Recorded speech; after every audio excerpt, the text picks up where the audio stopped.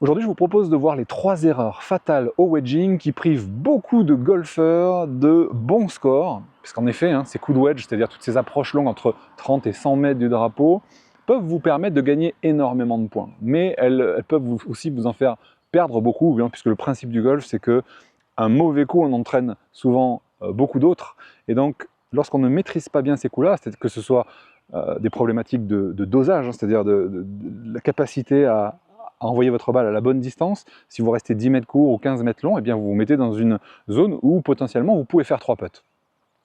Ou alors tout simplement vous pouvez avoir des problèmes de contact sur ces coups-là qui fait que encore trop souvent vous grattez, vous topez ou voire vous arrivez de faire des sockets. Ou encore plus couramment la problématique de la direction, c'est-à-dire que vous pouvez faire un très bon coup mais vous retrouvez 6 mètres à gauche ou 10 mètres à droite. Alors si vous avez ce genre de problématique, il est probable que vous commettiez l'une de ces 3 erreurs que j'ai pu voir pendant toutes ces années auprès de mes élèves. Et bien je vous propose d'attaquer directement par la première. Alors la première erreur que je constate très souvent chez les golfeurs amateurs, c'est celle du peuplier dans le vent. Qu'est-ce que j'appelle le peuplier dans le vent?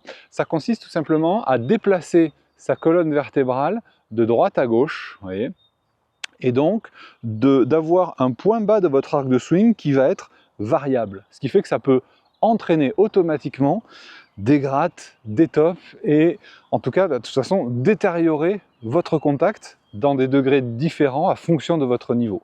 Donc ce qui est essentiel de faire pour éviter cette erreur, c'est vous caler, entre guillemets, pas vous caler au milieu. Moi je vous préconise de vous caler légèrement sur l'avant. Une fois que vous êtes sur l'avant, donc sur votre jambe gauche pour les droitiers et jambe droite pour les gauchers, eh bien vous essayez de bouger le moins possible de cette position avant. Du coup, vous allez réussir à stabiliser ce qu'on appelle le point bas de l'arc et donc obtenir un contact de balle beaucoup plus régulier. Démonstration, je me cale plus à gauche que sur une position de swing et je joue.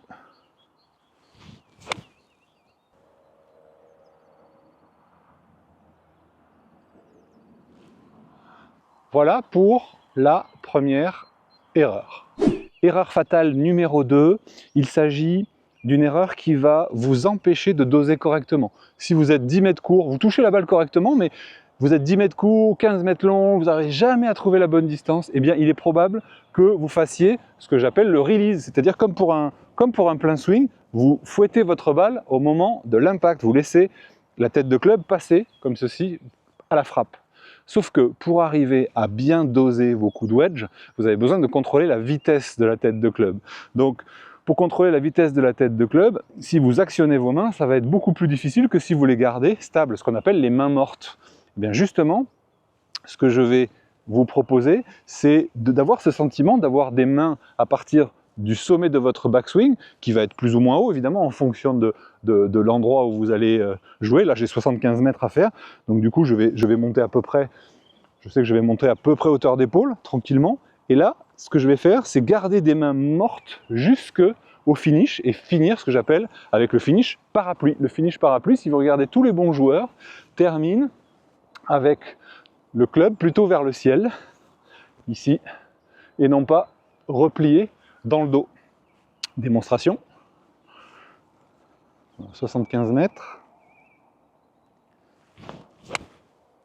Regardez mon finish. Ça, c'est le finish parapluie. C'est ça que je vous conseille de faire pour neutraliser des mains trop actives à l'impact. Ça, c'est quelque chose que je constate très souvent. Troisième erreur, c'est un peu la même cause, mais ça donne des problématiques différentes. Des mains trop actives vont vous donner des problèmes de dosage, mais aussi des problèmes de direction. C'est-à-dire que si vous avez trop de rotation de face de club, parce que vous faites trop de pronation, supination, eh bien ce qui va se produire, c'est que vous allez avoir beaucoup de dispersion droite-gauche. C'est assez frustrant, surtout si vous arrivez à bien stabiliser votre contact de balle, mais que vous n'êtes jamais droit sur le drapeau, eh bien, ça sera compliqué de rentrer le putt suivant. Donc là, ce que je vous encourage à faire, si vous êtes dans ce cas-là, déjà, ce qu'on a vu, on va dire, dans le conseil d'avant, par rapport au défaut de faire trop de release, ça va être la même idée, garder les mains mortes, mais je vais vous donner quelque chose de supplémentaire pour le contrôle de la direction, qui va être de conserver le dos de votre main gauche en direction du drapeau, pas spécialement essayer d'envoyer vos bras droit vers le drapeau, d'accord, puisqu'il y a une rotation, donc ça va aller plutôt sur le côté, mais l'impression que votre dos de la main gauche ne tourne pas comme il le ferait sur un swing. Donc je garde, et du coup regardez la face de club, si je le fais vers vous, vous allez bien le voir. La face de club reste très stable pendant la traversée, au lieu de tourner comme le font beaucoup de joueurs. Démonstration. Je garde les mains stables. Oh, ça fait pas mal.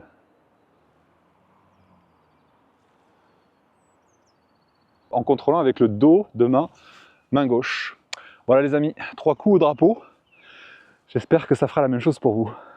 Voilà, donc faites attention et évitez ces 3 erreurs. Déjà, vous allez gagner quelques points. Mais si vous voulez aller beaucoup plus loin, si vous voulez amener votre niveau de wedging à 2-3 niveaux supérieurs, eh bien je vous ai fait une deuxième vidéo. Cette vidéo est sur mon site et vous pouvez y accéder gratuitement en cliquant sur le lien qui est dans la description.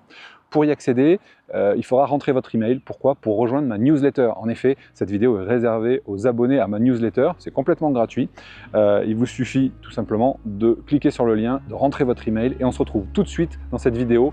Comment mettre vos balles proches du drapeau avec vos wedges. A tout de suite.